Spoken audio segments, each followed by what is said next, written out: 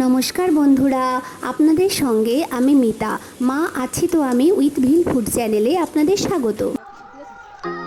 দেখেছো বন্ধুরা, কত পেঁপে হয়েছে গাছে। আমার লাগানো গাছে পেঁপে ধরেছে, এটা ভাবতে আমার খুব আনন্দ হচ্ছে। যাই হোক, আজ অনেক পেঁপে পারলাম, পেরে পাড়াতে সবাইকেই দেয়া হয়েছে। আর আমিও বাড়িতে নিয়ে এসেছি বিশেষ একটা রেসিপি তোমাদের সাথে শেয়ার করব, পেঁপের বরফি সন্দেশ।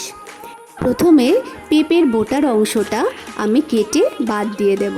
তারপর পেঁপের মাঝখান বরাবর কেটে পেঁপের খোসাগুলোকে একটু বেশি করে অংশ নিয়ে আমি কেটে বাদ দেব। আর পেঁপেগুলোকে এবার জলে ভিজিয়ে রাখবো। আর পেঁপের মধ্যে যে বীজগুলো আছে সেই বীজগুলোকে চামচের সাহায্যে বা ছুরির সাহায্যে আলাদা করে দেব।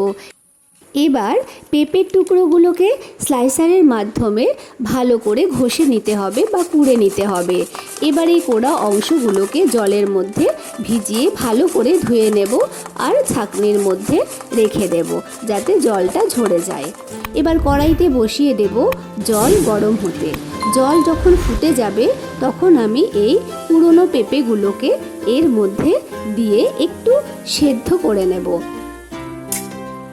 সেদ্ধ হয়ে গেলে পেঁপেগুলোকে আমি একটা ছাঁকনির মধ্যে রেখে দেব যাতে জলটা ড্রেনেজ হয়ে যায়। পেঁপেগুলো কিন্তু একটু জল দিয়ে ধুয়ে নিলেও হবে, কারণ অনেক সময় পেঁপের যে কষটা থাকে সেটা সন্দেশ করার সময় তাতে দুধ দিলে জমে যেতে পারে বা ছানা কেটে যেতে পারে।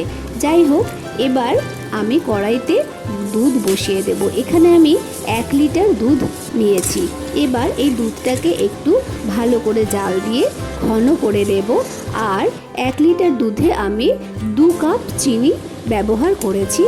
আর কিছু এলাচ আমি ভালো করে গুঁড়ো করে আমি এতে দিয়ে দিয়েছি। দুধ ঘন হয়ে এলে এর মধ্যে এবার সেদ্ধ পেঁপে দিয়ে দেব। ভালো করে নাড়াচাড়া করে দুধটা পুরো শুকিয়ে নিতে হবে।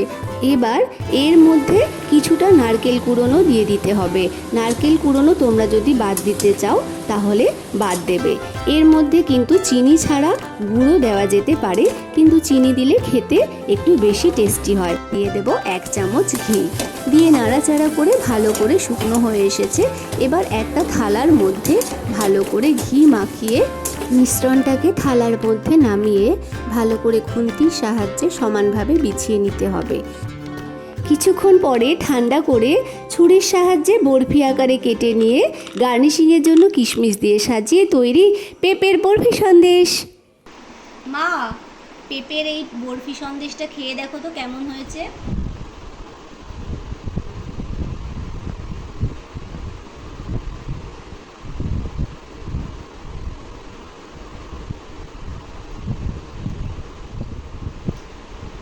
দারুণ টেস্টি।